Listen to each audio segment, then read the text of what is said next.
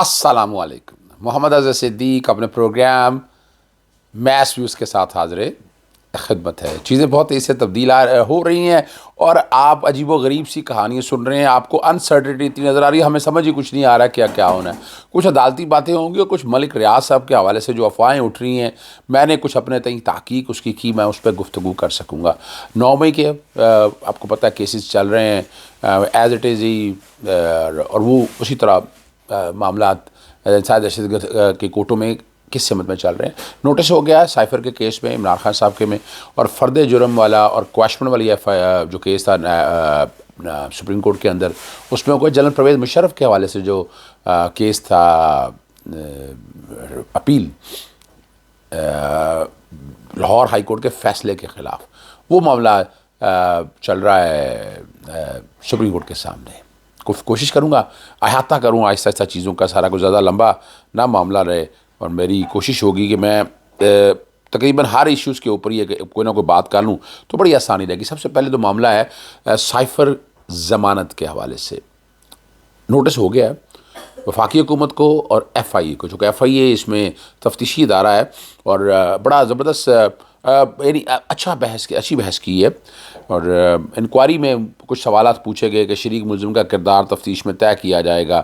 جیسے جائجہ فریدی کے ریمارکس ہیں, حتمی تفتیش رپورٹ میں اعظم خان سے متعلق تفتیش نے کیا کہا ہے, تفتیش نے کوئی واضح موقف, یعنی بنیادی طور پر جب عمران خان صاحب کو ملزم اگر ٹھہرایا ہے, شاہ محمود قریشی کو ٹھہرایا ہے, تو باقی جو لوگ جتنے بھی ہیں ان کا رول ہے. اسد عمر کے بارے میں بات ہے, اعظم خان کے بارے میں بات ہے, تو وہ اتنی ناقص تفتیش ہے, یعنی صرف اور صرف اتنی تیزی سے کرنا تھا کہ عمران خان کو اندر رکھنے کے حوالے سے. اور جب یہ اللہ کرے کہ یہ فوری اس کی سماعت ہو, ابھی شاہ محمود قریشی کی بھی ضمانت کی درخواست آنی ہے, یہ سارے اکٹھے ہو کے یعنی جو ان چیمبر ٹرائل والا معاملہ ہے, میری اطلاع کے مطابق نگران وفاقی حکومت اس کو چیلنج کر رہی ہے, وہ بھی اکٹھا آ جائے گا اور شاہ محمود قریشی اور یہ اکٹھے ہی سنے جائیں گے. لیکن یہ بڑے زبردست بات ہے, اعظم خان کا 164 کا بیان آ گیا, ایسے پھر سچ سامنے آتا ہے یہ. اور اعظم خان آپ کو پتہ ہے جس طرح اٹھائے گئے, جس طرح ہوا, آپ لوگوں کے ساروں کے ریکارڈ کے اوپر موجود ہے. 164 کا بیان یوں سرفیس ہوا ہے, سیاسی انتقام کا نشانہ بنایا جا رہا ہے. یہ مین آرگومنٹ تو ہمارا ہر کئی گھنٹے ماتھے دلائل دی ہیں, آپ مقدمات کو سیاسی طور پر چلائیں گے تو یہی ہوگا. کسی نے کہا کہ خراج مقدمہ اور ضمانت کا کیس ایک ساتھ چلائیں. دیکھیں میں نے اب یاد کیجئے گا, میں اتنے دنوں سے کہہ رہا ہوں کہ اکٹھا فیصلہ نہیں ہو سکتا. یعنی سپریم کورٹ کو یہ دیکھنا چاہیے کہ یہ اکٹھا کیسے فیصلہ ہو سکتا ہے. یعنی یہ نہیں کہ یعنی انہوں نے ایک آرگومنٹ اکٹھے چلائے, بنیادی طور پر اس کا فیصلہ اکٹھا نہیں ہو سکتا ہے کہ یہ لیگل اور کانسٹیٹیوشنل ایشو ہے. ملزم 60 سال سے کم نہیں ہے اور کیس مزید انکوائری کا ہے تو اس طرف آئیں. جیسے سردار طارق مسعود نے, آپ کے کیس کے مرکزی گراؤنڈ کیا ہیں؟ جسٹس عائشہ ملک صاحبہ نے پوچھا ہے. ہمارا کیس یہ ہے کہ کیس بنتا ہی نہیں ہے. جو دفعات لگائی ہیں وہ جاسوسی جیسے جرائم ہیں, اور تحقیقات میں کہیں نہیں بتایا گیا کہاں جاسوسی ہوئی یا کس دشمن کو فائدہ پہنچایا گیا. وہ یہ کہہ رہے ہیں کہ آپ نے سائفر کا کوڈ کمپرومائز کیا ہے. جسٹس سردار طارق مسعود جیسے پہلے تیاری کر کے آئے ہوئے ہیں. کوڈ اگرچہ تبدیل ہوتا رہتا ہے, کئی بار ہفتے بعد بھی تبدیل ہو سکتا ہے, جس سے سردار طارق مسعود ہو سکتا ہے. جو الزام ہے اس پر سزا جرمانہ یا 2 سال قید بنتی ہے, مگر دفعات بڑی لگا دی گئی ہیں. وکیل عمران خان صاحب, سائفر کو ڈی کلاسیفائی قانون کے مطابق کیا گیا اور نیشنل سیکیورٹی کمیٹی میں پیش کیا گیا. نیشنل سیکیورٹی کمیٹی میں سائفر پیش کرنے اور ڈیمیش کرنے کا ذکر سپریم کورٹ کے فیصلے میں موجود ہے. یہ فیصلہ وہ جو ہے نو کانفیڈنس کے اگینسٹ جو فیصلہ آیا گیا تھا, عوام اعتماد کے معاملے پر سپریم کورٹ کے فیصلے میں اس کا تذکرہ آیا, اور اس پر نوٹس جاری کر دیا. اور جو بڑا زبردست معاملہ تھا, سائفر کیا ایک سیکرٹ تھا یا نہیں, جیسے جائجہ فریدی کے ریمارکس تھے, سائفر ڈی کلاسیفائی ہونے کے بعد سیکرٹ دستاویز نہیں تھا. یہ ایک بڑا ٹرننگ پوائنٹ ہے, میں اس پہ کوئی بات نہیں کروں گا, اس میں پھر گفتگو کروں گا.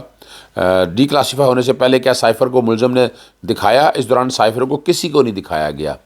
جو لہرایا گیا سادہ کاغذ ہے, یہ بھی پتا ہے. سائفر کو ہوا میں لایا کا بتا دیا جائے اس میں کیا لکھا ہے, تو وہ کیا بلا کے ضمن میں نہیں آتا.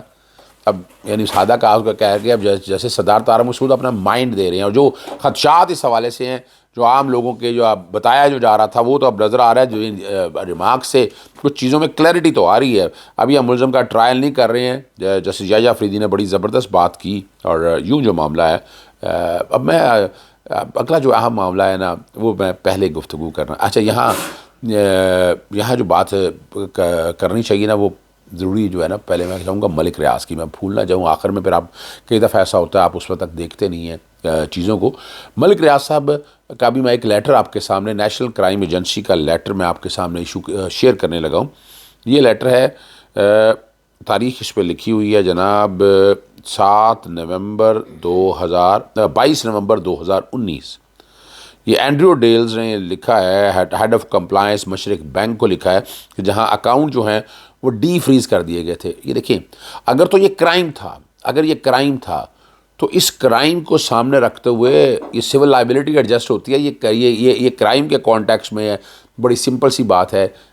اور وہ جو پیسہ تھا انہوں نے واپس پیسہ پاکستان بھجوا دیا، اور یہ نہ جب تک این سی اے مجرم ڈکلیئر نہیں کرتی۔ میں بڑا زبردست پوائنٹ بتاتا ہوں، ملک ریاض کے بارے میں بہت سی باتیں سامنے آ رہی ہیں، لیکن یہ چیز کلیئر کرنا ضروری ہے کہ کوئی کرائم نہیں ہوا۔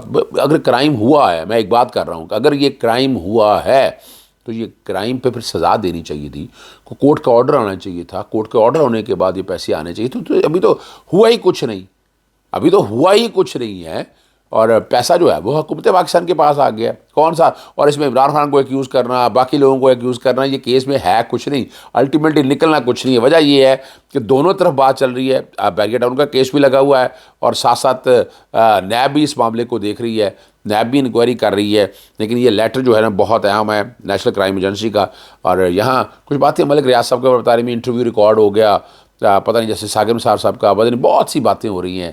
میں اس لیے ماننے کے لیے تیار نہیں ہوں کہ باتوں میں سچائی بھی دیکھ رہی ہے۔ اور ملک ریاض صاحب،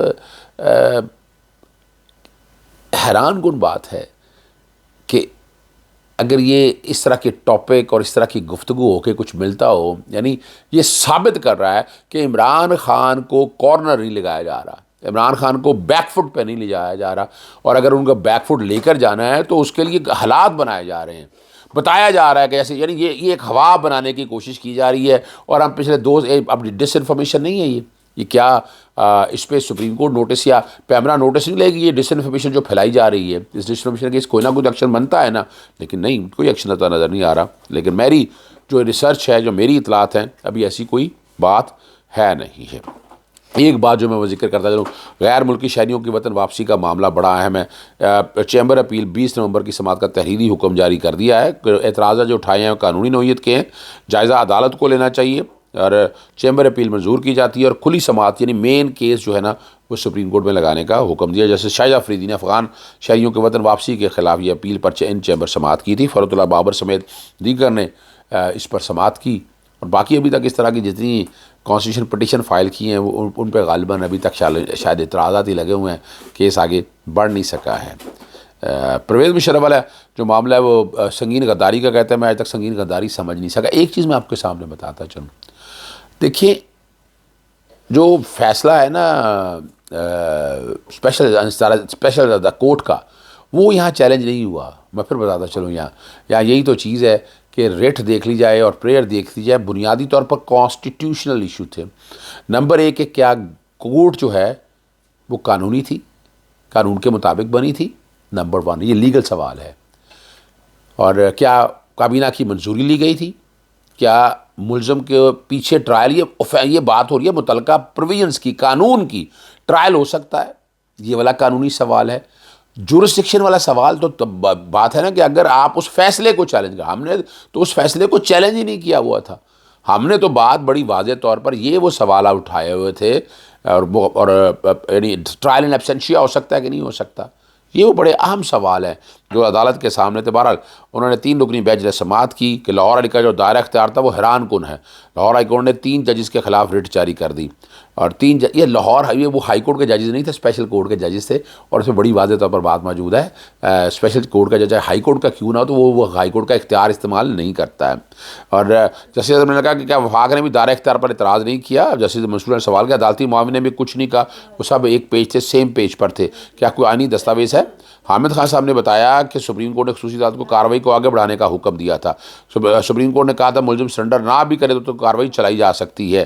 سپریم کورٹ کا فیصلہ لاہور ہائی کورٹ کے نوٹس میں لایا گیا تھا اور اپنا لاہور ہائی کورٹ میں مشرف کی درخواست اٹارنی نے دائر کی تھی. اب یہ وہ سوالات ہیں جو سارے اٹھائے گئے ہیں، لیکن میں نے آپ کے سامنے 3-4 جو آئینی پوزیشن ہے نا وہ میں نے آپ کے سامنے رکھ دی ہیں کہ اصل میں ایشو یہاں پر ایشو یہ نہیں تھا اس فیصلے کو چیلنج کیا تھا، یہ کانسٹیٹیوشنل ایشو ہے جو ساری باتیں سامنے رکھی تھی. میں اب کیا ذکر کروں، یہاں خاور مانکا کے حوالے سے بڑی بات ہے، وہ خاور آنے کا مانکا کا انٹرویو بھی بیٹھ گیا، کوئی حیثیت نہیں رہی. اب اور باتیں اس طرح کی اور بہت سی باتیں ہو رہی ہیں، کچھ نہیں بننا، جتنے مرضی آپ انٹرویو کرتے جائیں. میں جو آگے سن رہا ہوں کہ آگے وہ انٹرویو کی بجائے پٹکے ڈالیں گے گلے میں اور پٹکے لا کے لوگ آپ کے سامنے لا کے کھڑے کر دیں گے، چونکہ یہ والا طریقہ کار بھی جو ہے نا وہ بری طرح سے فیل ہو گیا ہے. اور اس کے باوجود عمران خان صاحب نے الیکشن کی حکمت عملی جو ہے وہ جیل میں بیٹھ کر تیار کر لی ہے کہ الیکشن اگر وہ جیل کے اندر بھی ہوں تو الیکشن کیسے لڑنا ہے اور اس کو کیسے آگے لے کر چلنا ہے. اور اس میں جو بڑی مزیدار بات ہے کہ نا کوئی بھی کھڑا ہو یہاں پر عمران خان صاحب کیس جو ہیں وہ سیٹیں جو ہیں وہ بندہ جیت جائے گا. بڑا مشکل کام ہے کہ اس کے لیے ان سیٹوں سے عمران خان کے کینڈیڈیٹس کو ہرانا. ذاتی دہشت گردی کوڈ میں آخر میں چلے میں وہ ذکر کر دیتا ہوں. 9 مئی جناح ہاؤس یا کور کمانڈر ہاؤس میں دیگر علیمہ خان اور عظمیٰ خان کی عبوری ضمانت میں توسیع ہو گئی ہے اور اپنا حاضری کے لیے یہ پیش ہوئی تھی. باقی لوگ حاضری کے لیے پیش نہیں ہوئے، وہ حاضری معافی کی درخواست دی گئی تھی. 9 دسمبر تک جو ہے نا وہ سماعت جو ہے نا وہ ملتوی کر دی گئی ہے.